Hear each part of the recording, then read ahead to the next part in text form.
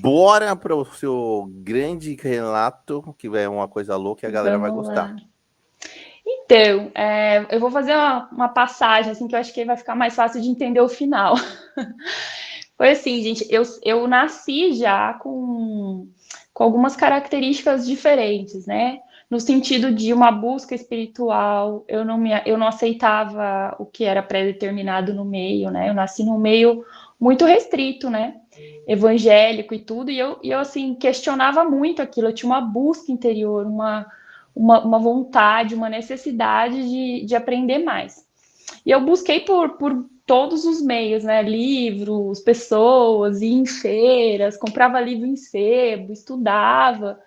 Mas quando eu tinha uns 13, 14 anos, eu precisei trabalhar para me sustentar, né? Então eu trabalhava o dia todo e eu estudava à noite. Daí não sobrava muito tempo. A única coisa que eu conseguia fazer relacionada à espiritualidade era dar aula de evangelização para crianças num centro kardecista que tinha próximo da onde eu morava. Então eu dava aula para as crianças de 6 a 9 anos. E era esse o momento que eu tinha e eu fui dedicando mais tempo ao trabalho, à vida, né? Quem aí nunca foi consumido pela vida? Com certeza, você é louco. Levanta a mão. Levanta Os a mão quem não boletos foi. chegando, né? E quando eu tinha 17 anos, eu fui morar, né? Eu saí de casa e aí eu precisava mais ainda do trabalho. Então, meio que eu abandonei tanto as aulas de evangelização, como esses momentos que eu tinha para dedicar a isso, e me dediquei sempre a estudar a educação, né? Formal e a trabalhar. E a vida foi indo, né? A vida, quando você pisca, ela passa. E eu me afastei muito das coisas que eram minha de essência, sabe? Aquela coisa de. Eu tinha saudade. Quando eu era criança, eu ficava olhando o céu, com saudade, olhando para as estrelas. Eu observava a natureza. Eu queria saber o porquê das coisas espirituais, né? Eu tinha uma percepção, uma empatia, uma sensibilidade que eu fui largando de lado. E quando eu fiz aí, em 2014, né, que foi o meu episódio de EQM, eu tava muito longe, assim, tipo, anos-luz de quem eu era, sabe? Eu falo que eu dei uma sambada no caminho. Eita. Meio que a gente se perde um pouco, né? Eu me perdi, gente, eu não tenho vergonha nenhuma de falar. Eu acho importante a gente ter essa autoavaliação, sabe? Da onde a gente acerta, da onde a gente não acerta, porque senão a gente não corrige, né? Sim. Então eu me afastei, eu entrei em amizades que não tinha nada a ver comigo, eu ia para, por exemplo, para uma festa e aquilo não ressoava comigo, mas como todo mundo ia, eu ia. Se vamos fazer tal coisa, não era uma coisa que tinha a ver comigo, em ambientes que não tinham a ver comigo, eu ia. Então você vai se afastando de você mesmo, né? E aí, um período antes da EQM, eu me lembro que eu comecei a ficar introspectiva. Sabe quando você fica quieto, assim, do nada? Que você só quer ficar um tempo quieto? Sim. E aí, hoje, fazendo a busca na nuvem, no Google, porque eu queria achar fotos do momento, enfim, das coisas, né? Eu achei no dia, antes do acidente, eu tinha salvo uma imagem do Facebook escrito assim: a vida só tem ida. Aproveite cada instante. E eu salvei Nossa. essa imagem pelas 2 da tarde e eu sofri um acidente à noite. Caraca. Então, os mentores, acho que eles estão sempre ali, já dando uns puxão de orelha na gente, a gente que não escuta, né? É. Eu achei hoje essa imagem, gente, foi tipo um impacto. Eu acho que eu não recebi a mensagem lá, eu recebi hoje, sabe? Foi incrível. Porque eu salvei no celular, ficou na nuvem, eu sofri um acidente, nunca mais voltei para olhar. Então, como eu procurei por datas, hoje eu achei. Legal. Enfim, e aí nesse dia eu sentia que eu estava muito introspectiva, que eu estava diferente, que eu estava quieta. Eu fui num jantar que era tipo um churrasco, e estavam amigos, tudo. E eu não sei, não tava. Sabe quando você não tá? Eu acho importante a gente se atentar para isso, porque quantas pessoas às vezes têm essa sensação e não leva a sério, como eu não levei, entendeu? Eu acho que aí já era um chamado para eu tomar mais cuidado comigo, com as coisas. E aí eu sofri um acidente à noite, eu caí em casa mesmo. E aí eu achei que doeu. eu bati a perna, né, direita. Eu achei que doeu na região, assim, da virilha, mas não dei nem ousadia. Tá. Passado um tempo, umas horas, na verdade, porque eu deitei um pouco para descansar, eu fui levantar e eu senti uma dor assim, absurda, achei que eu fosse morrer. E aí eu Cara, coloquei a mão assim perto da perna, e eu tava com um abscesso de sangue desse tamanho, assim. caramba. Eu não sabia o que era um abscesso, eu não sabia nem pra, tipo. Aí eu pedi, né, pro meu esposo me levar ao hospital, assim, a gente foi rápido. Cheguei lá, eu tinha a veia, né? Tem uma artéria femular que passa ali pela perna, pela coxa, e eu tinha, com o impacto, né? Tinha feito um abscesso ali na virilha, mas enorme. E eu cheguei no hospital, numa cidade que é média para pequena, um hospital pequeno, e fiquei lá, me deram medicação, nada que eu tomava tirava dor. Era uma dor assim que já estava. Eu passei a noite toda lá, eu já estava a ponto de perder a consciência de tanta dor que eu estava sentindo. E eu falei, gente, eu não vou aguentar. E aí eu não entendia porque eles não faziam nada. E era tanta medicação nesse momento que eu já estava assim, gente, por que, que ninguém faz nada, né? E eu via só passa médico, passa enfermeira, passa todo mundo e eu lá sozinha. Quando foi bem cedinho de madrugada, de manhã, eu não me lembro bem, eu só sei que eu vi amanhecendo, né? Porque eu tava na cama, na maca. Apareceu médicos e uma pessoa de camisa, um senhor de camisa e calça normal, não tava com jaleco, não tava nada. Certo. E aí eles começaram a conversar. Naquela época eu não trabalhava na área da saúde, então eu não entendia nada. Só entendia que era grave. Eles começaram a conversar, assim, e eu com muita, muita, muita dor. Eu peguei e falava, pelo amor de Deus, faz alguma coisa, porque eu não aguento mais ficar aqui desse jeito, né? E aí o médico falou assim, olha, a gente deixou você aí porque a gente precisa passar, tipo um catéter, alguma coisa pelo canal da urina, porque o abscesso pressionou o canal da urina, então a minha urina foi acumulando na bexiga. E eu estava já com febre nesse momento. E Nossa. não tinha nenhum profissional nesse hospital que fizesse esse trabalho, porque é um trabalho muito específico, tem que ser um especialista. E ele falou assim: esse cara que tá aqui, o doutor tal, ele veio me visitar. Faz anos que a gente não conversa, ele veio aqui no hospital me visitar e ele faz esse tipo de trabalho e ele vai fazer para você. Putz, caramba. Foi.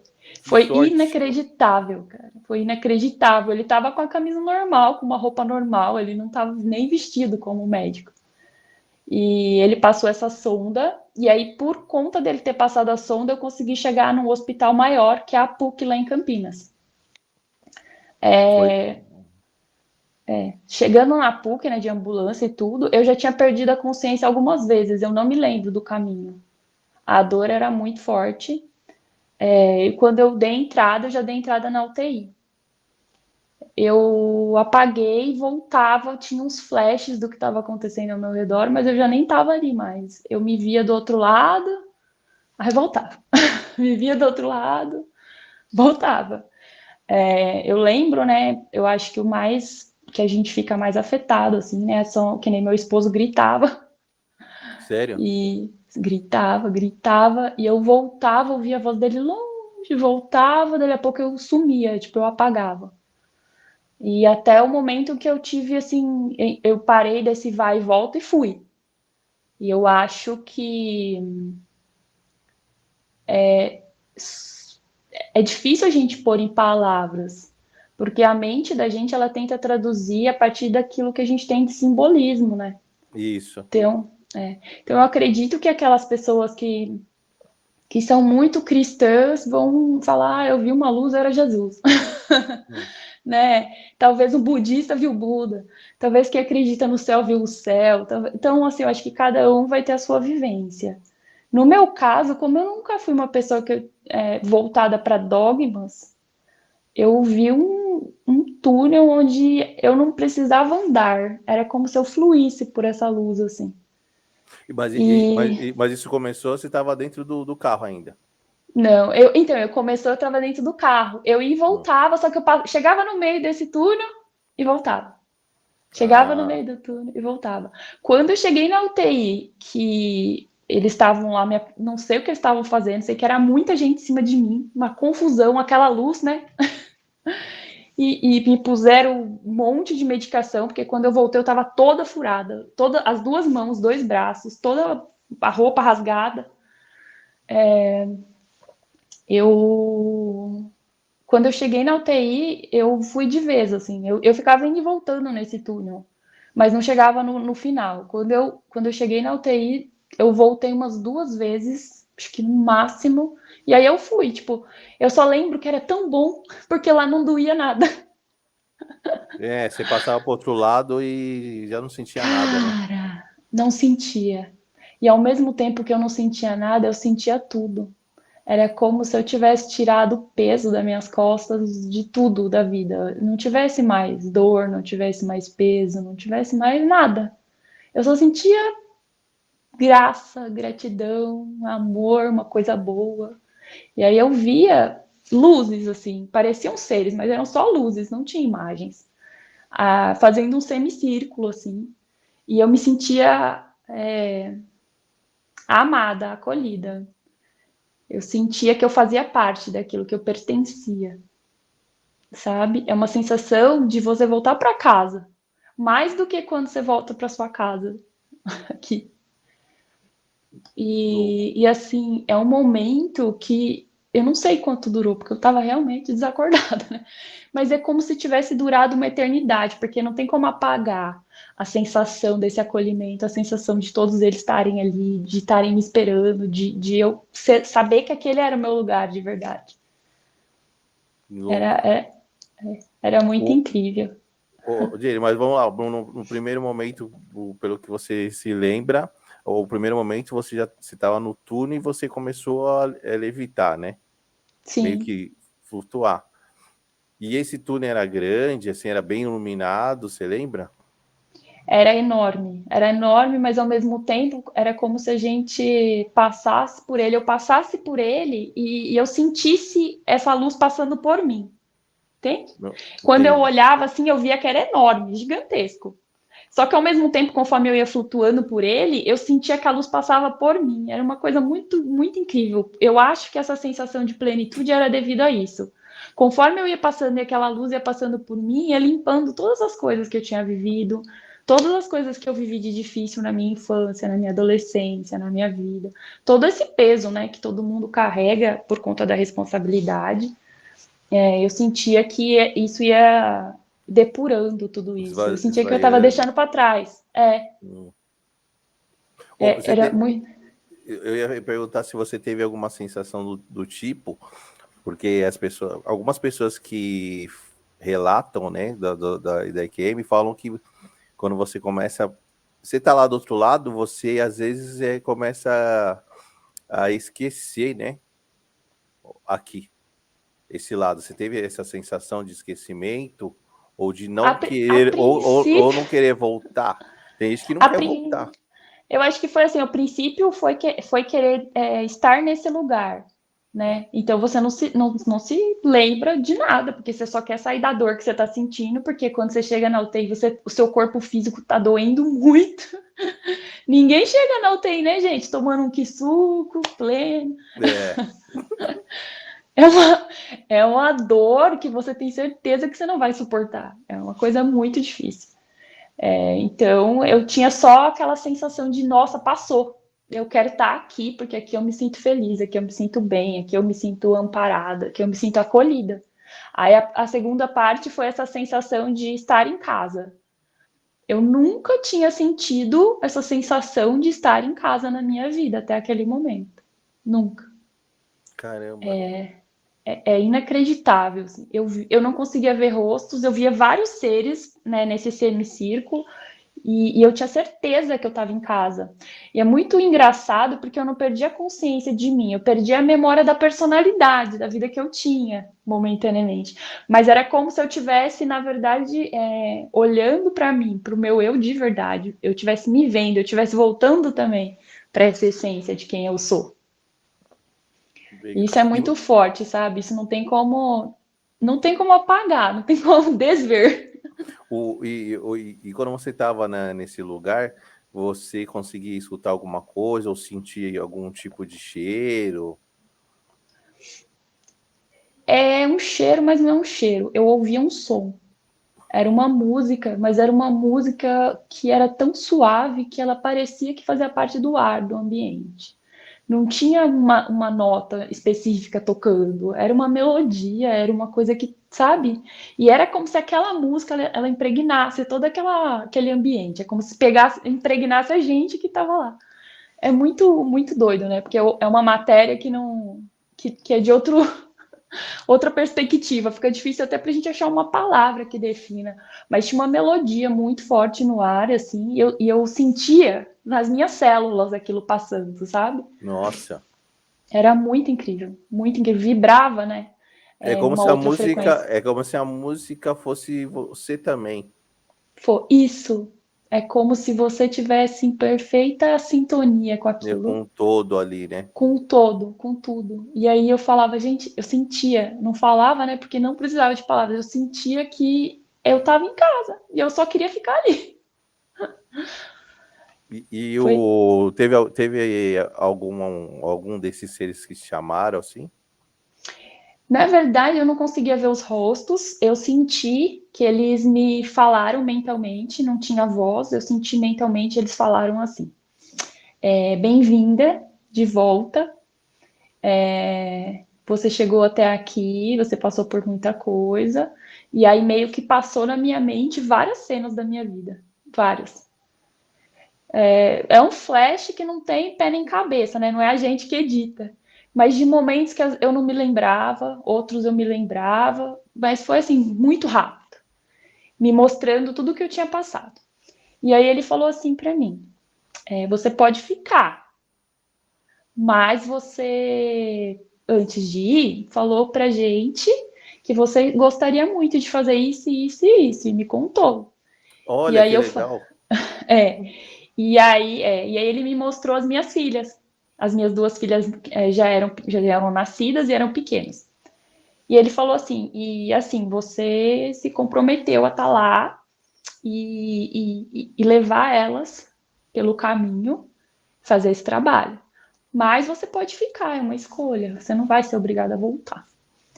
E quando. Aí dá um, né? Não, aí quando eu mostro os filhos, aí é apelar. Na verdade, eu senti assim que não seria eu se eu ficasse e abandonasse a minha própria responsabilidade, entende? Porque isso não é meu, isso não é da minha índole. Quando eu pego algo para fazer, eu vou fazer. De qualquer jeito. Entendi. Então, Gê, pelo que você está falando, muito louco. A sua responsabilidade, o que você combinou antes de vir para esse mundo louco, era meio que cuidar das meninas. Na verdade, são várias coisas, né? Que eu possa falar. Eu combinei de fazer um resgate de uma parte do meu grupo, Karma. Eu combinei de nascer exatamente no olho do furacão para que eu pudesse agir sobre eles, né? E não que isso seja glamuroso, isso é bem difícil. Às vezes a pessoa ouve isso e fala, nossa, que incrível. Não, gente, isso é um desafio e tanto, e até hoje eu não sei se eu estou preparada. Eu estou fazendo o melhor que dá, um pouquinho por dia, me esforço muito, sou bem disciplinada, bem determinada.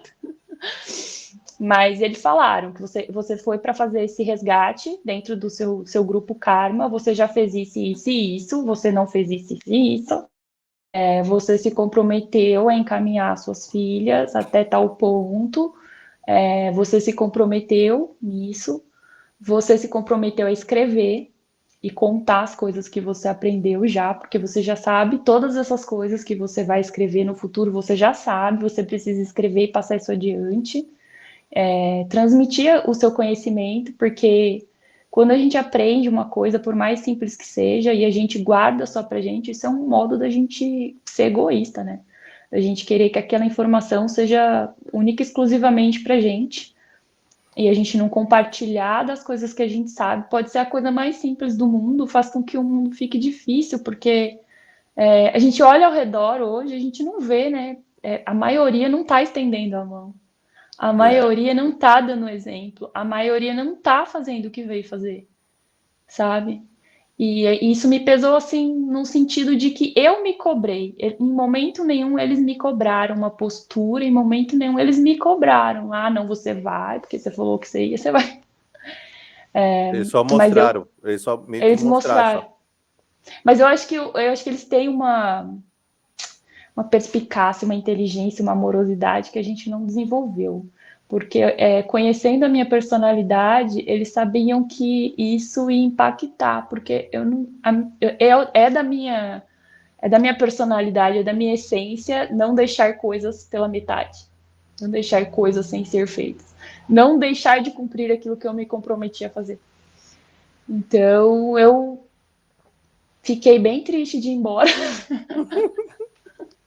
Vou mentir, não, né, gente? Eu tô a hipocrisia. Não, voltei super feliz. Falei, nossa, vou lá. Porque falou que é uma sensação muito, muito da hora, né? Muito da hora. Porque você não tem dor, você não tem peso, você não tem fome, você não tem cansaço, você não tem os problemas que a gente tem aqui. Você não tem nada disso, cara. Você tá em paz, você tá bem. Eu não posso falar, eu posso falar por mim, né? Eu não posso falar um relato de uma pessoa que talvez tenha tentado cometer um suicídio, porque a gente sabe, pelas pesquisas médicas mesmo, que essas pessoas, na maioria, têm pesadelos horríveis durante esse EQM, veem coisas monstruosas. Mas assim, a minha experiência foi de total amor. Era um amor que, tipo, transcendia qualquer explicação. Jay, você sentia que desses seres você tinha alguém conhecido? Eu sentia lá e eu sabia. Daí voltei, lembrei? Não. Mas tinha um senhor que estava à minha direita e eu tinha certeza que a gente se conhecia há muito, muito tempo. A gente tinha assim uma cumplicidade. Ele conversava comigo como se ele já lesse quem eu sou, assim uma afinidade mesmo, sabe? E foi ele que me intuiu essas coisas. E aí ele falou: filha, você faz o que você quiser, né? É um livre-arbítrio, a gente não é obrigado a nada, a gente se compromete, é bacana, né? Mas Hum. e aí eu falei, não, eu vou voltar. E eu lembro que eu, estando lá, eu chorei Ah, nesse é? momento. Sim, eu chorei, porque para dar as costas e voltar, eu vou chorar de novo. Gente, é muito difícil. Eu chorei. Porque quando a gente está aqui, a gente está o que a gente estava falando, né? A gente não encontra, na maior parte do tempo, pessoas que ressoem com isso que a gente vivencia, com isso que a gente é, com a nossa essência. E estar num lugar onde as pessoas ressoem com isso é uma coisa que é, tipo, inenarrável. É um sentimento de que você realmente está no lugar certo, né? E aí eu O- voltei com dor, menino. Aí aquela dor, né? Aquela dor, enfrentar aquela dor, eu acordei, eu tava com tanto cabo, fio, aparelho e eu não podia mexer as mãos, me amarraram, puseram medicação em tudo. o- Foi. mas essa a volta, você lembra como foi?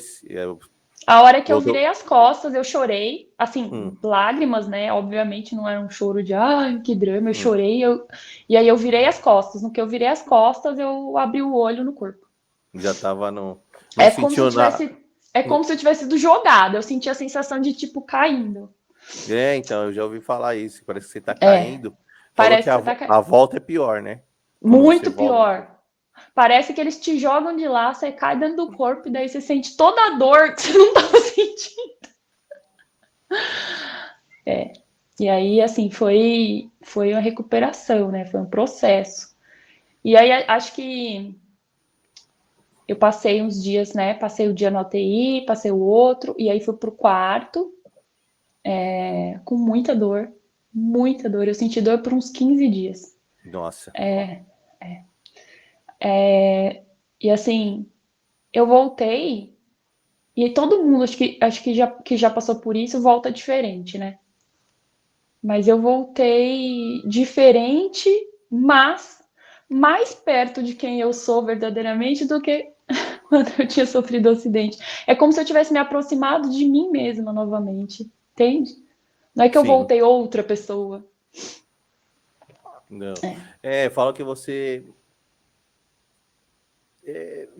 vem diferente mas de uma forma boa, né? Eu acredito que em sua maioria deva acontecer isso por conta dessas emoções, dessas reflexões, dessa vivência, né, que a gente tem. Tá. Mas eu vejo muitas pessoas falando assim, né? Ah, eu voltei diferente de quem eu era, minha personalidade mudou.